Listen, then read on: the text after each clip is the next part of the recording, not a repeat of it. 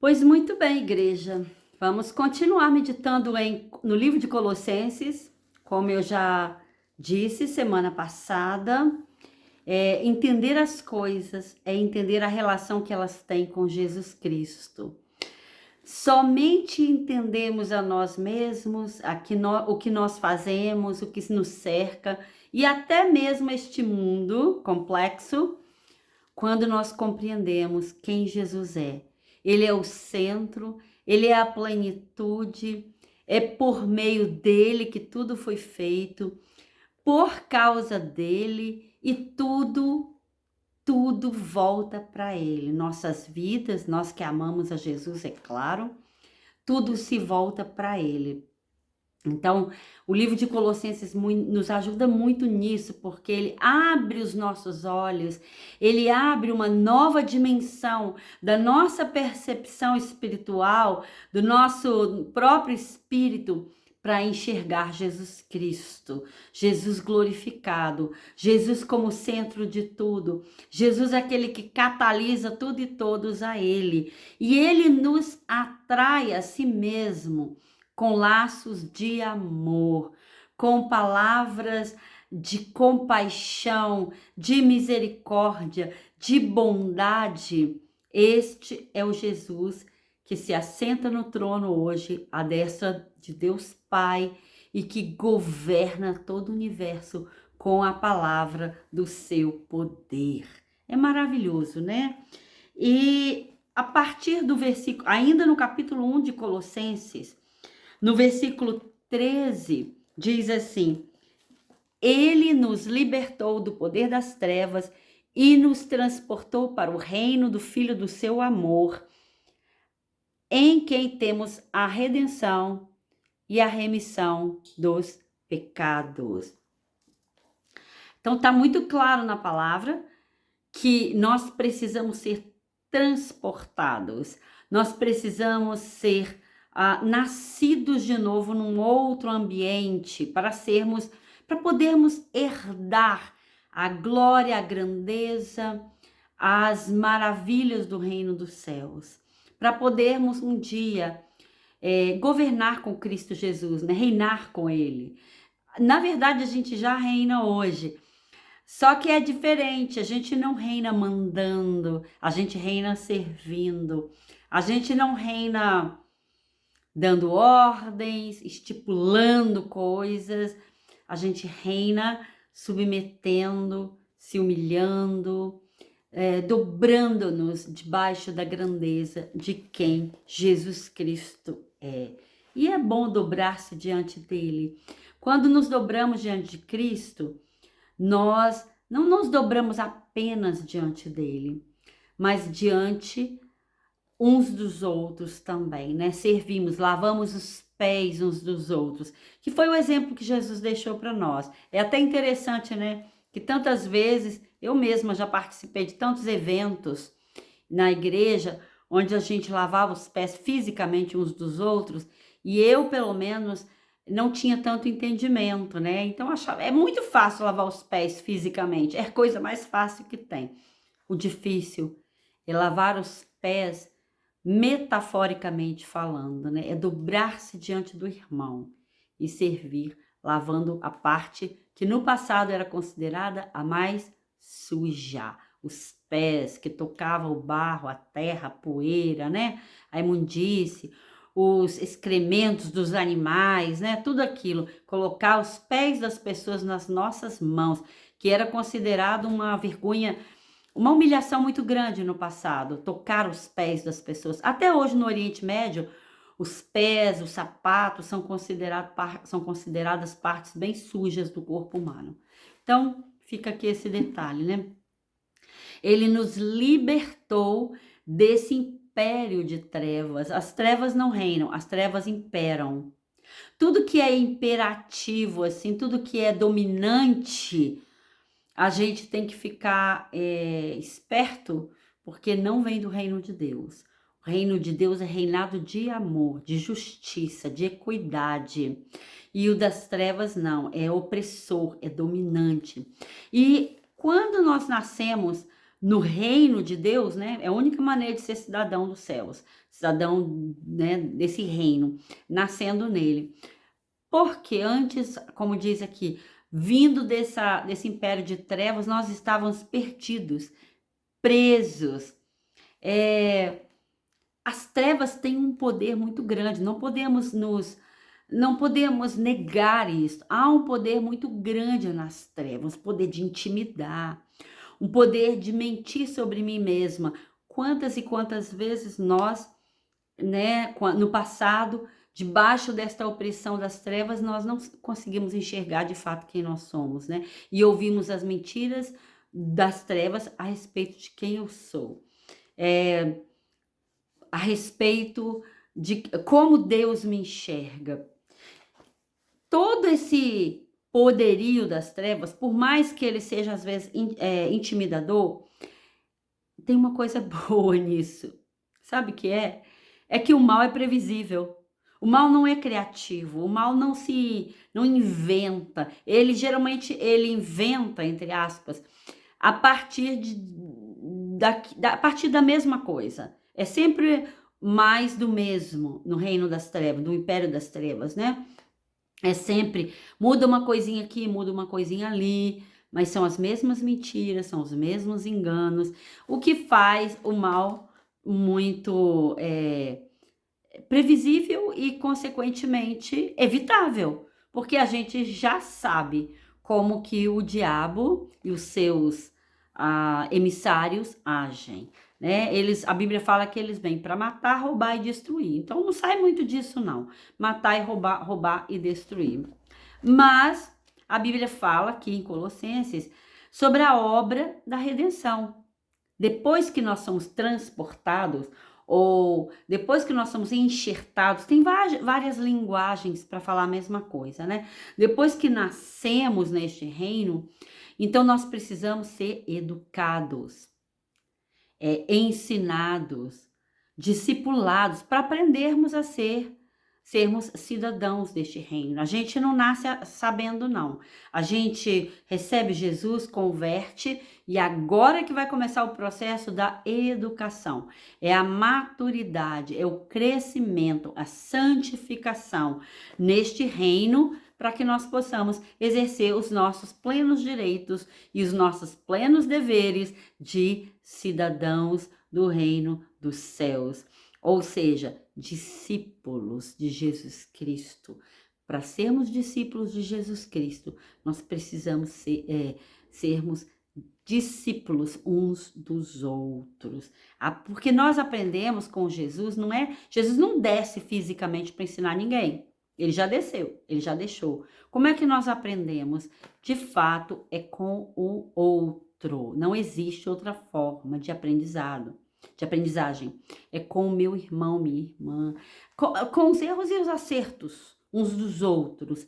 Então nós vamos o quê? Aprendendo, crescendo, nos movimentando em direção à eternidade. Tudo que nós aprendemos aqui, desse lado de cá do Jordão, como a gente gosta de falar, tudo que nós aprendemos, né, em relação ao reino dos céus, será aplicado, né, já deve ser aplicado aqui, porque o reino já está entre nós, no nosso coração, no nosso interior, e muito mais. Será aplicado na eternidade, tá, gente? Nós não perder, não. Vai continuar conosco para sempre, porque são verdades eternas. Não ficam, não serão desfeitas. As verdades do reino de Deus, a verdade, toda verdade é do reino de Deus. Não existe nenhuma verdade que não seja do reino de Deus, né? A verdade da matemática, 2 mais 2 são 4, é verdade do reino de Deus. É assim que Deus construiu o universo, que Deus formou tudo que existe, com matemática, com química, com física, com ciência, né? Então a ciência vem de Deus. É bom a gente entender, porque senão a gente fica achando que o reino de Deus é um ambiente onde a gente é um pouco anjo, né? A gente flutua nas nuvens, e não é. A gente continua sendo humano, porque Jesus é humano, né? Jesus ainda é e será para sempre 100% humano. A humanidade dele é essa que nós copiamos, é para essa direção que estamos indo. Uma humanidade santa, sem mácula e nem ruga. Então vamos lá, vamos continuar Colossenses, porque Colossenses é uma carta para nos educar, para nos ensinar princípios, valores, como o reino de Deus opera. Então, somos educados neste reino para aprendermos a ser cidadãos, e isso vem através, né, já falei, uns dos outros, através também das disciplinas espirituais. O que são as disciplinas espirituais? São mecanismos, maneiras da gente crescer em conhecer a Deus e conhecendo nós mesmos também. Então, o jejum é uma disciplina espiritual, o louvor e adoração é uma disciplina espiritual, as celebrações são disciplinas espirituais, convencionou-se em 12 disciplinas espirituais. Pode ter um pouco mais do que isso, mas as principais estão nessas 12 disciplinas que nós devemos praticar. A oração é uma disciplina espiritual, né? Oração, intercessão e tal. Então, nós crescemos muito através das disciplinas espirituais, né? A meditação, contemplação é uma disciplina e assim vai. Bom, também crescemos andando com irmãos maduros, cristãos maduros. Toda a minha vida eu gostei de andar com pessoas um pouco mais velhas que eu, né? Mesmo quando eu era ainda bem jovem. E eu ainda hoje eu busco, né, andar com aquelas pessoas que eu sei que sabem mais que eu, que podem me ensinar alguma coisa e das quais eu posso aprender muito em diferentes áreas, porque os dons são variados. Às vezes uma pessoa é muito forte em oração e eu preciso aprender sobre isso. Outra pessoa é muito forte no estudo da palavra, né? Outra pessoa é muito forte nisso ou naquilo. E é assim que a gente vai formando, né, essa colcha de retalhos tão linda que é o reino de Deus. Eu gosto de pensar a Corrie ten Boom, a holandesa, né, que foi presa, foi para o campo de concentração na época da Segunda Guerra, porque escondia judeus. Tem uma história muito interessante dela no livro O Refúgio Secreto. Então, ela tem, na casa dela, na casa que ela morou, até hoje, se você for lá, você vai ver, né? É um museu hoje, lá na Holanda, né? Nas regiões de Amsterdã, e tem um bordado de uma cruz, de uma coroa com pérolas e pedras preciosas, bem linda. E do outro lado do bordado, ela é que nem eu. Quando eu bordava, o outro lado, eu tinha que cobrir com alguma coisa, porque não era tão bonito, né? Então dá pra ver que eu nunca fui uma boa bordadeira. Corey também não era. Então atrás o bordado é todo emaranhado, mas na frente é bonito. E ela dizia que assim é a nossa vida, como um tapete que Jesus está tecendo, né? O tecelão. Ele está tecendo e só ele está vendo o lado direito. E nós, enquanto estamos aqui neste mundo, a gente quase não percebe muito o lado direito. A gente vê o avesso do bordado. E o avesso às vezes é incompreensível, às vezes não é tão bonito, é um emaranhado de cores e a gente não consegue compreender muito bem. Mas um dia o Senhor vai nos mostrar o que é que Ele está tecendo com as nossas vidas, né? E aí isso vai alegrar o nosso coração. Mas esse dia ainda não chegou. Então, enquanto isso, vamos aprendendo uns com os outros aqui e fazendo o melhor. Então, o livro de Colossenses, ele mostra, né, ainda no primeiro capítulo, essa obra da redenção, depois que nós nascemos no reino de Cristo, né, como eu já falei. Ele é aquele que transforma, nos tira das cinzas, e ele sabe transformar cinzas em glória. Ele sabe... um exemplo de redenção que eu gosto muito tá na história do C.S. Lewis, O Leão, a Feiticeira e o Guarda-Roupa. É um livro para criança, né? Se você tem netos, compre esse livro porque ele é maravilhoso. E aqui em casa a gente lia para as crianças quando eram pequenas, hoje nós lemos para os nossos netos. É a história do leão e o leão de Nárnia, né? Que representa Jesus. E Edmundo, um dos 4 irmãos, eram 2 irmãos, Pedro, Edmundo, Lúcia e Susana, 4 irmãos, que por um acaso não, né? Por uma circunstância bem específica, chegaram nesse mundo de Nárnia, onde o criador havia sido o leão, mas a feiticeira entrou e transformou este mundo, este país, num deserto, num país gelado, neve sem fim. E muitas coisas aconteceram, mas o fato é que Edmundo traiu seus irmãos e debandou para o lado da feiticeira, a troco de doces. E ele foi para o lado da feiticeira, mas aí ele descobre que a feiticeira é maligna mesmo, é do mal. E o leão, ele salva Edmundo como? Dando a vida dele em troca de Edmundo, que estava preso nas garras da feiticeira. E a feiticeira, havia uma lei que dizia que todo traidor pertence à feiticeira. Ela tem direito sobre ele. E ela tinha direito sobre Edmundo. E aí o leão falou para ela, mas eu posso trocar, eu dar a minha vida e você liberta ele. E assim Edmundo foi liberto. E eles prenderam o leão e o mataram. Tiraram toda a sua juba, mataram o leão. Foi numa festa de horrores, de monstros e bruxas. E acabaram com o leão ficou morto. Só que a magia mais profunda de todas é que o leão, ninguém consegue matar um justo. E o leão era justo, completamente justo. E aí ele deu a vida dele, então ele ressuscitaria automaticamente. Por quê? Porque não havia nenhuma magia forte o suficiente para prender o leão ou uma pessoa que nunca havia pecado.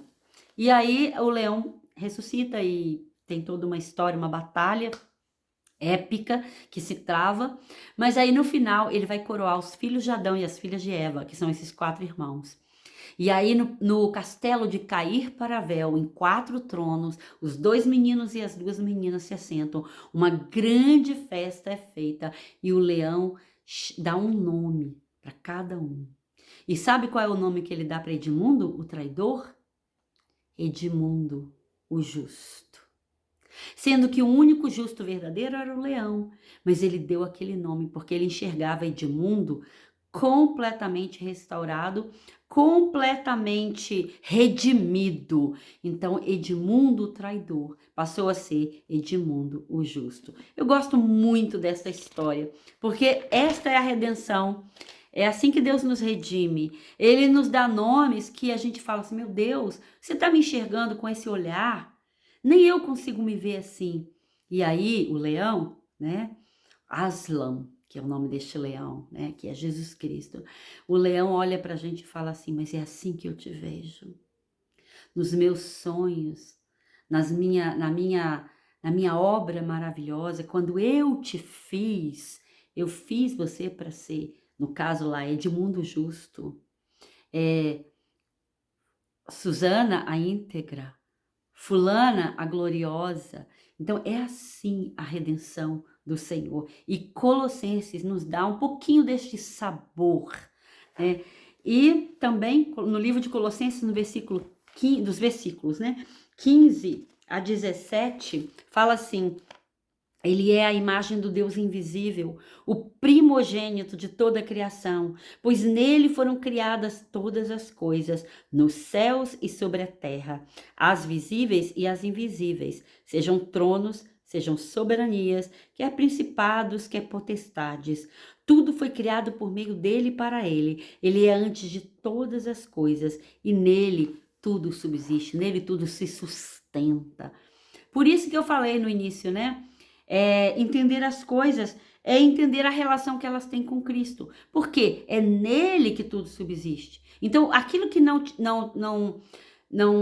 subsistir, aquilo que não permanecer, é porque não está firmado em Cristo. Ele é a cola, ele é o ponto de atração, onde tudo aquilo que é bom se gruda a ele, né? Por quê? Porque foi feito por ele, para ele, por causa dele. Não existe vida fora de Jesus Cristo. Não existe fora dessa seiva que é o que sustenta a videira, né? E Colossenses traz pra gente este vislumbre da obra de Cristo na criação.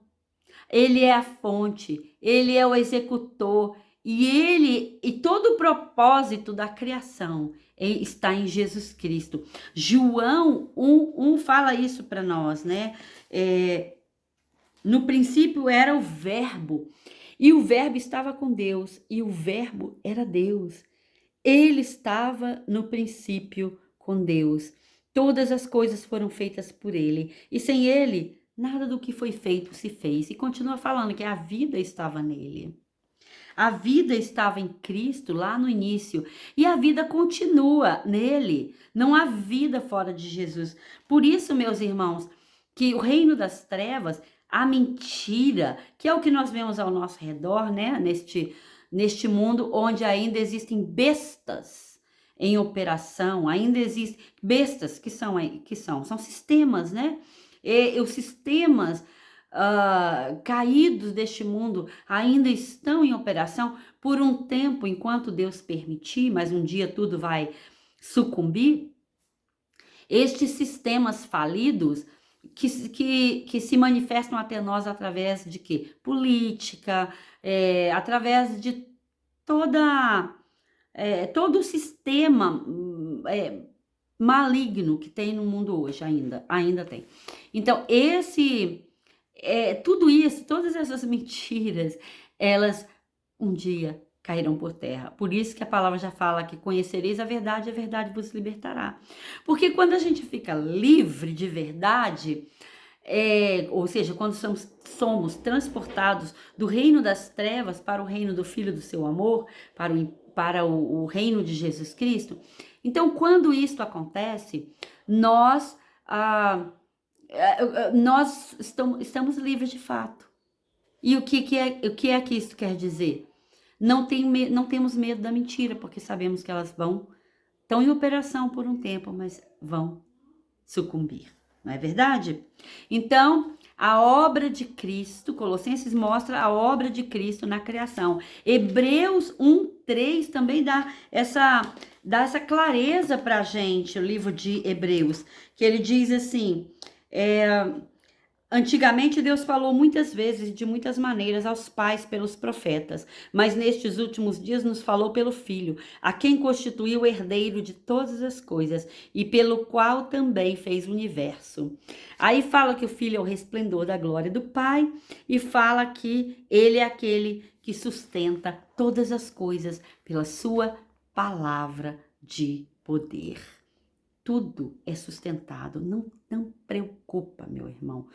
Tudo que vale a pena é sustentado pela palavra de poder. Então, olhe lá para frente. Não fica presa ao agora, não. Porque agora tem umas bestas ainda andando por aí, tá? Não fica preocupado. O dia destas bestas, deste sistema maligno está contado. E Colossenses nos enche o coração de alegria. Paulo, né? Enche o nosso coração de alegria, trazendo esperança, mostrando a obra de Cristo, como eu já falei, a obra de Cristo, porque ele nos libertou do império das trevas, a obra de Cristo na redenção, porque ele é aquele que nos redime, né? Que nos dá um nome valioso, precioso, né? Como Edmundo, o justo. A obra de Cristo na criação, porque tudo está conectado a ele. A obra de Cristo na igreja. Nós vemos aqui no livro de Colossenses, nos versículos 18 e 19, ele é a cabeça do corpo, que é a igreja. Ele é o princípio, o primogênito dentre os mortos, para ter a primazia em todas as coisas, porque Deus achou por bem que nele residisse toda a plenitude. Então, Jesus Cristo também é Colossenses mostra também a relação de Jesus Cristo com a igreja. Ele é cabeça, ele é o primogênito dos mortos. Ele não apenas nos salva, mas ele nos dá essa certeza maravilhosa da ressurreição, sendo ressuscitado dos mortos, ele mesmo, Cristo, como primogênito, como primeiro, como a primazia. A Bíblia fala o primogênito dos mortos. Primogênito porque ele é o primeiro, foi o primeiro a ser ressuscitado. Então, ele abriu o caminho para nós, né? Assim como foi com ele, será conosco. Então, a relação de Jesus que tem com a igreja. E logo abaixo, no versículo 20, mostra que Jesus, a relação que ele tem na reconciliação. Ele é aquele que reconcilia os humanos a Deus. Ele reconcilia judeus e gentios. Ele formou um só povo, um só rebanho. A Bíblia fala um pastor.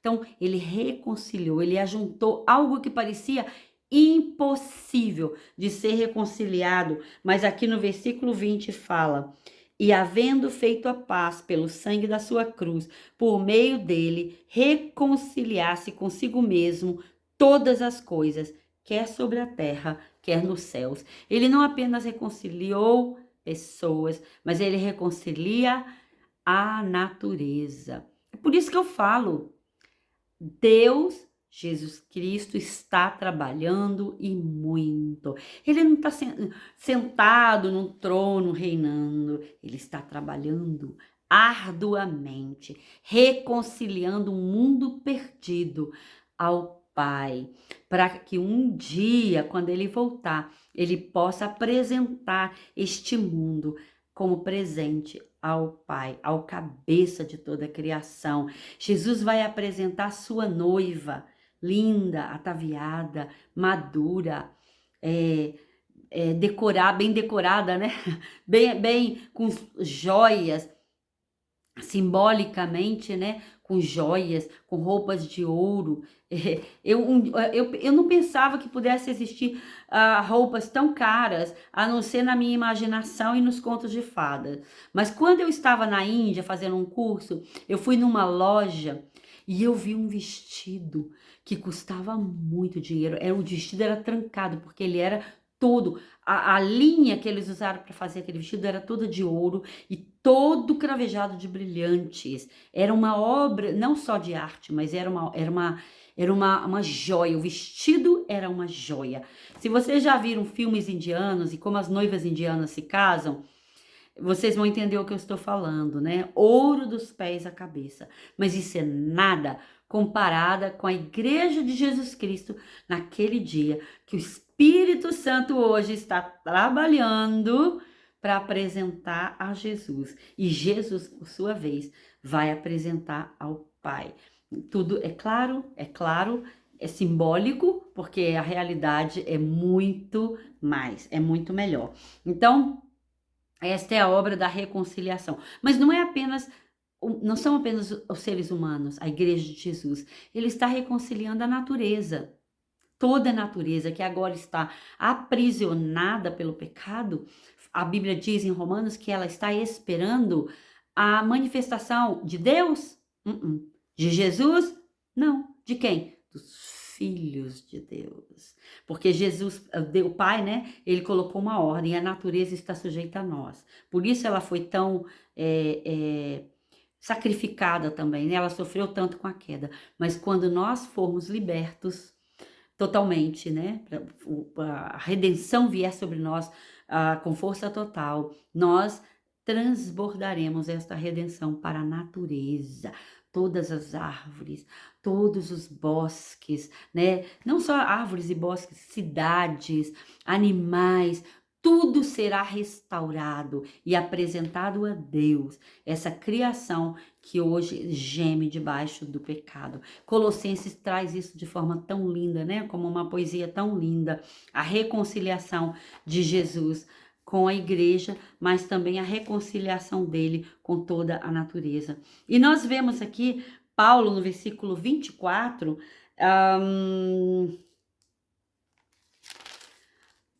agora me alegro nos meus sofrimentos por vocês e preencho o que resta das aflições de Cristo na minha carne, a favor do seu corpo, que é a igreja. Me alegro nos meus sofrimentos por vocês. Paulo, você é certo da cabeça? Paulo, o que é isso? Você gosta de sofrer? Não, claro que não. Imagina um ímpio lendo a Bíblia, né? Não entende nada.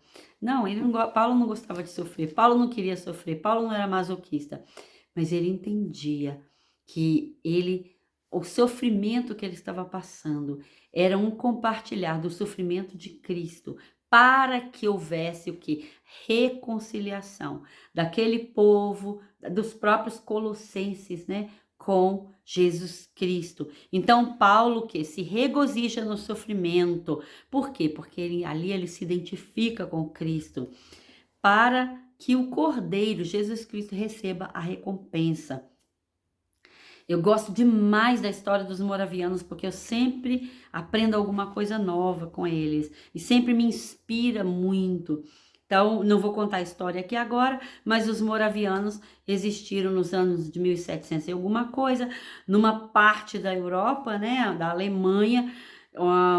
Eles vinham de uma perseguição religiosa e ali eles formaram uma igreja, uma comunidade, sendo apadrinhados por um conde alemão, cristão, e eles, eram mais ou menos uma comunidade de umas 300 pessoas, e eles tinham um lema: para que o cordeiro que foi morto receba a recompensa do seu sofrimento.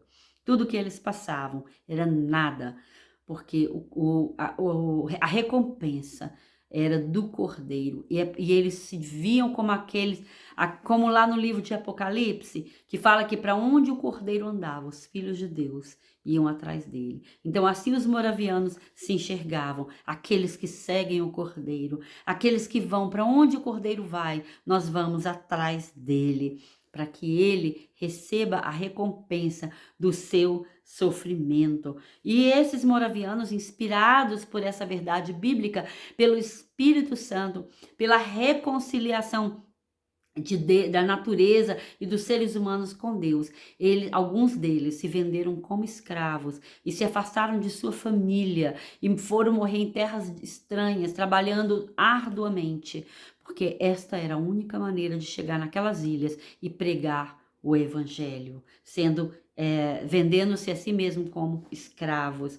Mas este deve ser também o nosso lema, para que o Cordeiro receba a recompensa do seu sofrimento, do seu sacrifício. E Paulo entendia isso tão bem, né? Ele entendia o mistério do evangelho, que é Cristo em nós. E como eu falei na aula passada, para que nós sejamos dignos, né? Ser representantes, bons representantes da imagem de Jesus Cristo, ou seja, dignos de representá-lo, para que sejamos espelhos, onde a imagem de Jesus possa refletir bem, e as pessoas, quando olharem para nós, elas possam ver Jesus Cristo, serem inspiradas e desejarem este reino eterno, desejarem ser transportadas, transplantadas no reino do Filho do amor de Deus.